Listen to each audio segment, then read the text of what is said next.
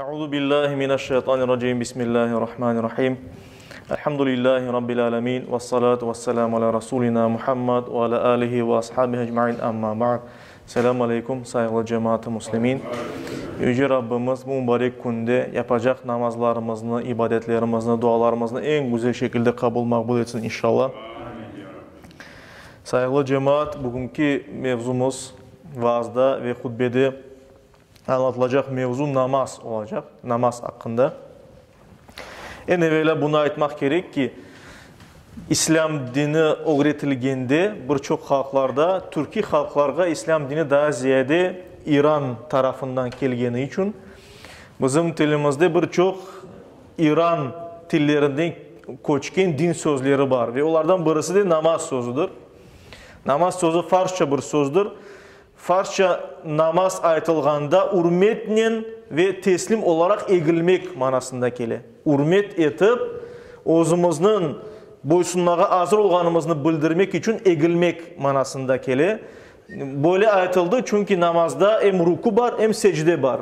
Hem ruku etemiz, secde yapamız, egilemiz Allah karşısında. Ona göre de namaz deyip aytılmakta.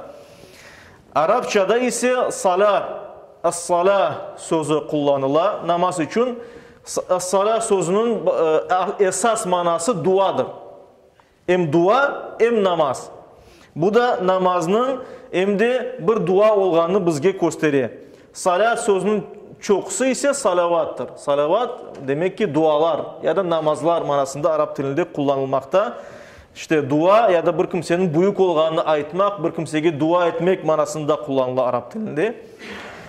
Dinimizde ise fıkıh ilminde namaz degende tekbirle başlap, selamla bitken belli hareketleri, belli sözleri olan belli bir ibadet çeşididir. Yani bir ibadet çeşidi, onda belli sözler aytıla, belli hareketler yapıla. Birinci yapılganı tekbir, sonunda yapılganı da selamdır. Bunların arasında da yapılgan şeyler bellidir. İşte Arapçadaki sözden anlaşılganı kıbıdı, namaz bir duadır aslında. Yani duanın böyle şekillengen bir formasıdır. İşte dinimizge göre asıl da dua ibadetinin özegidir. İbadetinin esasıdır dinimizge göre de Peygamberimiz sallallahu aleyhi ve sellem. Ve namaz şeklindeki dua ise namaz ibadeti dinimizde en mühim ibadet deyip kabul edilmekte. En mühim ibadet namazdır. Niçin? Çünkü hem hadislerde bunun hakkında aytıla hem de namaz hakkında aytılganda aman imandan sonra aytıla namaz hakkında.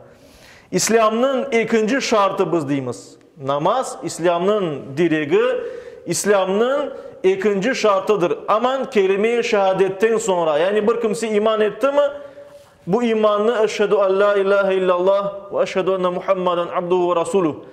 Şahitlik etem Allah'tan gayrı ilah, Huda Tanrı yok ve Muhammed Allah'ın kulu peygamberi aytkandan son yapacak birinci şeyi bu namazdır. Deyip geçe hadis-i şeriflerde. Mesela bir hadiste, sahih olan bir hadis-i şerifte Ebu Davud'da, Tirmizi'de, Nesai'de birçok hadis kitaplarına geçe bu hadis. Ebu Hureyre, Allah onun razı olsun rivayet etti ki Peygamberimiz sallallahu aleyhi ve sellem böyle buyurganıdır. İnne evvele ma yuhasabu bihil abdu yevmel kıyamah min amelihi salatuhu. Kıyamet gününde bir kul hesapka çekileceği, amelinden hesapka çekileceği birinci iş o da namazdır. Kıyamet gününde sorgu sual olganda birinci namaz hakkında sorulacak diye Peygamberimiz sallallahu aleyhi ve sellem. Fa in saluhat faqad aflaha. Eğer de namazları tam olsa bu bir kimsenin demek ki o kimse kurtulacak diye Peygamberimiz sallallahu aleyhi ve sellem. Ve enceha aflaha ve enceha kurtulacak manasına gelir. Ve in fasadat eğer de namazları yanlış olsa, kabul olmagan olsa ya da yapılmagan olsa fakat khaba ve khasira bu insan ziyanga uğrayacak. Yani alı yaramay olacak. فَاِنْ تَقَصَ مِنْ فَرِيضَتِهِ Eğer farzlarında nuksanlıklar olsa, yani bazı farz namazları kabul olmasa ya da farz namazlarını kılmadan olsa, قَالَ الرَّبُّ عَزَّ وَجَلْ Yani Rabbimiz büyük Allahu Teala aytacak. Unzuru hal li abdi min tatavvu'in. Kulum için ilave özünden yapkan nafile koşumça namazları var mı deyip aytacak Allahu Teala. Fayukammala biha ve böylece tekmil olunacak onun namazları. Farz namaz yerine yapkan sünnet namazlar, nafile namazlar, özünden yapkan namazları doldurulacak o boşluklarına. فَيُكَمِّلُ بِهَا مَا اِنْتَقَصَ min farida ve farz olan yerlerini sünnetler alacak demek ki, nafile namazlar alacak. ثُمَّ يَكُونُ سَائِرُ عَمَلِهِ عَلَى ذَلِكَ Sonra bütün amelleri de buna göre sorulacak diye Peygamberimiz sallallahu aleyhi ve sellem. İlk evvela namaz, farzları yerine getirilmek olsa işte yapkan ilave namazları o yerini sıranı dolduracak. Sonra başka ibadetler. Başka ibadetler yani oraza, zekat, haramlı helalını gözetmek, hacılık ve başka bunların hepsi böylece bakılıp çıkılacak, hesap verilecek. Namaz ibadeti temel ibadettir ve elbette ki sadece bizim ümmetimizde yani Muhammed Peygamber'in peşinden ketken Müslümanlarda değil de bundan evvelki ümmetlerde başka peygamberlerin peşinden ketken Müslümanlarda da olgan. Çünkü biz Müslüman deyip Allah'a boysungan her kimsege aytamız. Başka peygamberge boysungan kimseler onlar da Müslümandır deyip aytamız biz. Başka peygamberlerde de namaz ibadeti olgan. Ama forması belki biraz farklı olgan. Şimdi biz onun tekmil bilmeyimiz. Ama onların da namaz kılganları hakkında Kur'an-ı Kerim'de aytılar. Mesela buyurlar ki İbrahim aleyhisselam, İshak aleyhisselam, Yakup, Lukman, Musa, Şuayb, İsa aleyhisselamlar ve Meryem anamız, onlar hepsi namaz kılganı hakkında bildirilir Kur'an-ı Kerim'de. Bir 2-3 misal getirsek mesela İbrahim suresinde 40. ayette İbrahim aleyhisselamın sözleri getirilir. İbrahim aleyhisselamın duası. Rabbi c'alni muqimas salah. Rabbim beni namaz kılganlardan yap diye İbrahim aleyhisselam. Ve min zurriyeti ve benim ballarımdan da benim neslimden kelgenler de namaz kılsınlar diye. Rabbana ve tekabbel dua. Rabbim benim duamını kabul et diye İbrahim aleyhisselam. Mesela Yunus suresinde ise 87. ayet-i kerimede Musa aleyhisselam hakkında buyurular. Estaizu billah. Ve avhayna ila Musa ve ahih. Biz Musa peygamberge ve onun kardeşine yani Harun peygamberge vahiy ettik. Yani bilgiler yolladık. En tebevva'a li kavmikuma bi Mısra buyutan.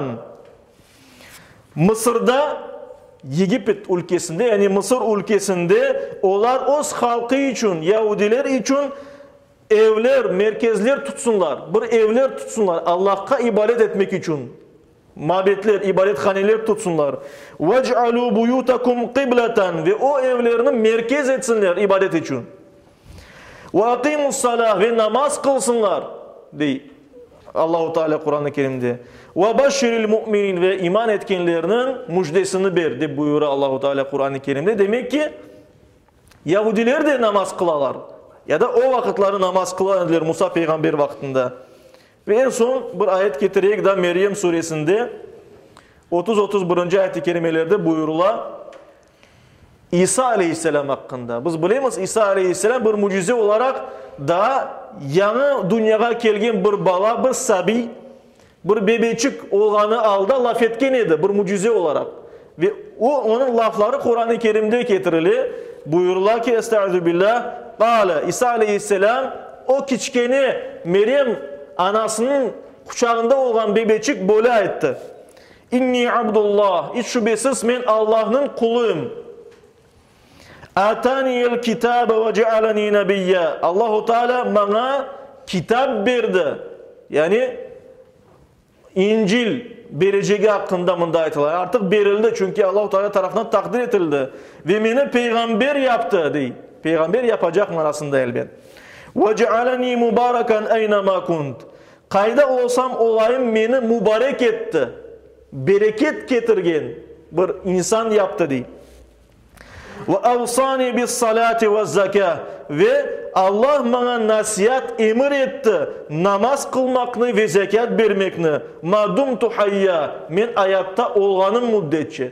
Ne kadar hayatımda olsam Allah-u Teala bana emir etti namaz kılmak ve zekat vermek. Demek ki ona göre de biz buna aytamız. Belli dua şekilleri, namazlar diğer peygamberlerde de olgan elbet.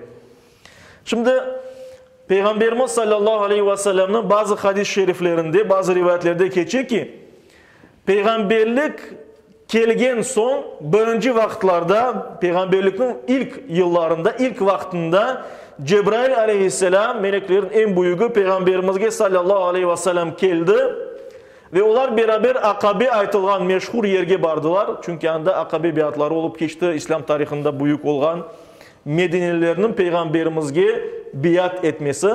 İşte o Akabe degen yerde Cibril aleyhisselam peygamberimizge nasıl abdest almak gerek olganını, nasıl namaz kılmak gerek olganını öğretti ve onlar beraber 2 rekat namaz kıldılar. Sonra Peygamberimiz sallallahu aleyhi ve sellem bundan sonra günde 2 kere namaz kılaydı. Sabah ve akşam. Sabah namazı yerine ve akşam namazı yerine 2 rekat namaz kılaydı Peygamberimiz sallallahu aleyhi ve sellem. Daha sonra Mekke şehrinde Peygamberimiz olganda büyük bir mucize olup geçti. İsra ve Miraç mucizesi. Peygamberimiz İsra degeni Mekke şehrinin Kudüs, Yerusalim şehrine Mescid-i Aksa'ya gece yolculuğu demek. Miraç ise Peygamberimizin yüksek makamlara yükseltilmesi demektir. Anda cehennem, cennetin dolaşması, Allah'ın laf etmesi vesaire. İşte Miraç mucizesi hakkında hadislerde buyurulganı gibi, yani muttafakun aleyh Bukhari, Müslim'de diğer hadis kitaplarında geçiyor bu hadisler. Bildirilir ki bu Miraç esnasında Allah-u Teala bazı hediyeler yaptı Peygamberimizge. Şu hediyelerden en mühimi 5 vakit namaz oldu. Yani Peygamberimizge ve Müslümanlara günde 5 vakit namaz kılmak gerekliliği Miraç gecesinde bildirildi. Ve şimdi saygılı cemaat-ı Müslümin rivayetlerde geçiyor. İşte en evvela Allah-u Teala Müslümanlara ve Peygamberimizge günde 50 kere namaz kılmakını emretti. Ama daha sonra Peygamberimiz Muhammed Mustafa sallallahu aleyhi ve sellem ümmetke bu ağır gelecek deyip onu azlaştırmaya birkaç kere rica etti ve Allah-u Teala onu 5 vakitte indirdi. Ama dedi ki benim sözüm kayıtmaz. 50 vakit namaz kılganı dahi 5 vakit kılsalar o kadar sevapını alırlar dedi. 5 vakit için 10 kere ziyade sevapını alır dedi Müslümanlar Allah-u Teala. Ve bazı rivayetlerde de bildirilir ki Peygamberimizge bu akılını yani böyle azlaştırmasını istemekini Musa aleyhisselam peygamber tavsiye etken edi.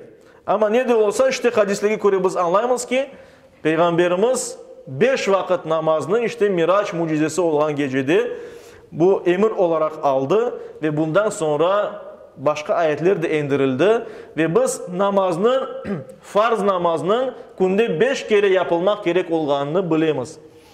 Kur'an-ı Kerim'de namaz sözü 100'den ziyade yerde geçiyor, 100'den ziyade ayette geçiyor. Ve 18 ayette ise namazının kılınmak gerek olganı hakkında emir var. Şimdi bazı Kur'an-ı Kerim'in ayetlerinde 5 vakit namaz kılmak gerekliliğine işaretler var. Tam olarak Kur'an-ı Kerim'de ayetolmay 5 vakit namaz kılınız. Ama ayetola mesela kunduzun böyle kısımlarında namaz kılınız deyip ve böylece bu ayetlerini alsak 5 vakit namaz andan çıka işaretlenir. Ama Kur'an-ı Kerim'de emir etile sadece. Namazının nasıl kılınmak gerek, onun sayısı, rekatları vesaire her şey Peygamberimiz hadislerinin bizge öğretken edi, öz hareketinin öğretken edi. Kur'an'da emir var. 2 tane ayet-i kerime okuyarak buyurdu. Mesela Nisa suresinin 103. ayet-i kerimesinde Allah-u Teala böyle buyuruyor. Estaizu billah. İnna salate kanat alel mu'minine kitaben mevkuta. Hiç şüphesiz namaz müminler için vakit belli vakitlerde farz olan bir ibadet olarak yazıldı. Yani vakitleri belli olan bir ibadettir. Farz bir ibadettir. Hac suresinde ise 78. ayet-i kerimesinde mesela böyle buyurulur. Estaizu billah. فَاَقِيمُوا الصَّلَاةِ وَآتُوا الزَّكَاةِ وَاَعْتَصِمُوا بِاللّٰهِ Namaz kılınız, zekat veriniz ve Allah'a sımsık sarılınız. Yani Allah'ın dinine sımsık sarılınız manasında. Hadislerde de namazın farz olğanı hakkında çok haber var. Çok hadisler var. Mesela meşhur hadislerden birisi Bukhari'de geçen bir rivayet. Abdullah ibn Ömer, Allah ondan razı olsun, ondan ve babasından dedi ki Peygamberimiz sallallahu aleyhi ve sellem şu sözlerini ayıttı. Bunyel İslamu ala hamsin. İslam 5 şey üstünde kurulgan. Ve daha sonra İslam'ın şartlarını saydı. Şehadatu en la ilahe illallah ve enne Muhammeden Resulullah.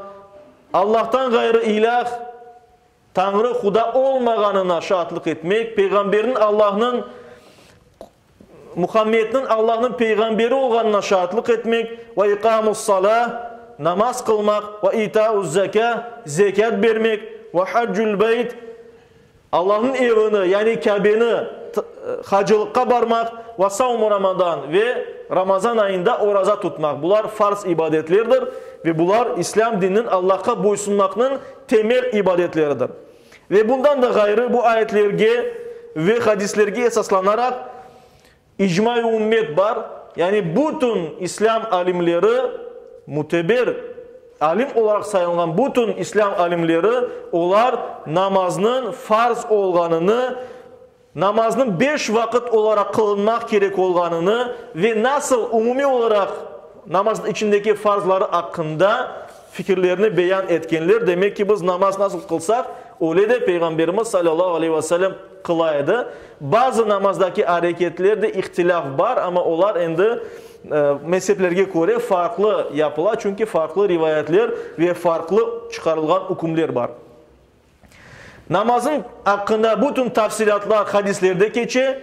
Peygamberimiz sallallahu aleyhi ve sellem ona nasıl Cibril göstergen olsa o da Hatice anamızga, başka İslam'ını kabul etkenlerge gösterdi ve onlar da Peygamberimizge bakıp namaz kılganlar ki Bukhari'de geçken bir hadis-i şerifte Malik bin Huwayrith Allah ondan razı olsun rivayet etkenine göre Peygamberimiz sallallahu aleyhi ve sellem böyle ayetkan edi. Sallu kema ra'aytumuni usalli. Benim namaz kılganımını nasıl görseniz siz de öyle namaz kılınız dedi Peygamberimiz ve herkes Peygamberimizge bakıp işte öyle namaz kılaydı ve bunda hiçbir ihtilaf yoktur. Namaz ibadeti günde 5 kere yapılgan farz namazlarını biz aytamız. Mükellef için farzdır. Yapılmak gerek olan bir ibadettir. Mükellef degeni akıl balik bir kimse. Yani akıl yerinde ve pişkinlik yaşına erişken bir Müslüman, kişi olsun, kadın kişi olsun namaz kılmak gerek. Ve hatta balalarımız eğer belli bir yaşa yetkenden son, mesela hadislerde geçkeni gibi 7 yaşına yetken son ballarga, onlarga farz değil de çünkü onlar pişkinlikке erişmediler de. Mükellef olmadılar ama onlarga namazını öğretmeye endi tırışmak gerek. Hadiste keçe Ahmet'te ve Ebu Davud'da geçken bir hadis-i şerifte Abdullah bin Amr bin As Allah ondan ve babasından razı olsun rivayet etti ki Peygamberimiz sallallahu aleyhi ve sellem böyle ayıttı. Muru evladakum bis salah ve hum ebna'u 7 sinin. Siz ballarınızga onlar 7 yaşında olganda endi namaz kılmakını emir etiniz. Namaz kılmakını onlara öğretiniz, kılınız dep aytmak gerek ballarga 7 yaşına kirgenden son. Vadribuhum aleyha ve hum ebna'u 10. Eğer 10 yaşka kelgenden son namaz kılmayacağım deseler onlara ceza veriniz diye Peygamberimiz sallallahu aleyhi ve sellem. Çünkü bir baba, bir ana ballarına öğretmek gerek. Ballarga kimerde de ceza vermek gerek ola. Çünkü vakit balanın içindeki nefs ona ananın babasının sözünü uymağa yol vermiyor. Hep devamında Peygamberimiz buyura ve farriqu beynehum fil madaci'. 10 yaşına kelgende ballarının yataklarını birbirinden ayırınız diye Peygamberimiz sallallahu aleyhi ve sellem. Beraber yuklamasınlar endi ballar. İşte saygılı cemaat-ı muslimin farz degen namazlar var. Ama namazlar hepsi farz değil. Bazı namazlar var ki onlar vacip Hanefi mezhebine göre mesela vitr namazı ya da bayram namazı gibi. Bazı namazlar sünnet namazlar. Peygamberimiz sallallahu aleyhi ve sellem kılıp durgan namazlar. Bazı namazlar nafile namazlar. Yani insan özünden isteyene vakit kılması mümkün olan namazlar. İşte bunun hakkında rivayetlerde buyurulur ki Allah-u Teala en çok beğenir ki insan farz namazlarını yerine getirse, farz ibadetlerini getirse. Ama insan Allah'a nafile, özünden istep kılgan ibadetlerinin yakınlaşır diye buyurulur. Çünkü farzlar zaten boyun borcumuz. İstesek de istemesek de kılmak gerekmez ki borcumuzu yerine getireyik. Eğer Allah için yapsak sevabını da alırız inşallah. Ama nafile özümüzden sünnetler, nafile koşumça ibadetler, namazlar biz onlarını özümüz istep yapamız. Allah için yapayım, sevabı olsun diye aytamız ve bunun için Allah-u Teala onun derecesini daha da ziyade yapar, sevabını daha da ziyade, daha da çok verir elbet. Namazın emniyeti ve faydası hakkında birkaç ayet hadis getirip inşallah anlatayım. Çünkü vaktimiz de pek çok kalmadı. Mesela Ankebut suresinin 45. ayet-i kerimesinde Allah-u Teala böyle buyuruyor. Estağfirullah. Ve akimis salah, namaz kıl. İnna salate tenha anil fahşai vel munker. Hiç şüphesiz namaz yaramaylıklardan, yarama hareketlerden, adını aşmaktan korçalay. İnsanını uzaklaştıra günahlardan namaz. Ayet-i kerimede buyuruyor Allah-u Teala. Müminin suresinde ise ilk iki ayet-i kerimede Allah-u Teala böyle buyuruyor. Estağfirullah. Kad aflahal mu'minun. İman etkenler kurtuldu. Ellezinehum fi salatihim khashi'un. Kaysı soyları namazlarını huşunen Allah için yapkan kimseler. Namazlarını Allah için yapkan kimseler Allah'tan korkup namazlarını Allah'ın sanki onların korgenini böyle namaz kılgan kimseler, onlar iman etken kimseler ve onlar kurtuldular değil. Yani bu dünya imtihanından geçip cennetlik olacaklar değil. Allah-u Teala Kur'an-ı Kerim'de. Gene de Peygamberimiz sallallahu aleyhi ve sellem bir hadisinde Müslim'de geçi Ebu Hurayra Allah ondan razı olsun diye ki Peygamberimiz sallallahu aleyhi ve sellem böyle buyurdu. Akrabu ma yekunul abdu min rabbihi ve huve sacidun. İnsanın, bir kulunun Allah'a en yakın olan malı Allah'a secde yapkanda diye Peygamberimiz sallallahu aleyhi ve sellem. Bir insan, bir Müslüman secde etkende başını yerge koyganda Allah'a en yakın odur elbet. Bunu elbette ki biz doğru manada anlamamak gerekmez. Mecazi manada anlayımız. Yani böyle manevi taraftan Allah'a yakınmız. Yoksa Allah namazlık tubunda degen manada çıkarmak gerekmiyor. Bazıları yapkanı gibi. Saygılı cemaat-i Müslümin elbette ki namaz fazileti hakkında, sahabı hakkında çok ayetler, çok hadisler var. Ama şimdi ayet okulu başladı. Ona göre bu yerde vaazımızı toktatırmız inşallah. Yüce Rabbimiz her daim namazlı, niyazlı olmağa, bunu başkalarına öğretmeye nasip eylesin ki Yüce Rabbimiz sorgu sualımızı asan, kolay, yengil olmasını nasip etsin kıyamette. Amin. Bi rahmetike ya rahman rahmin.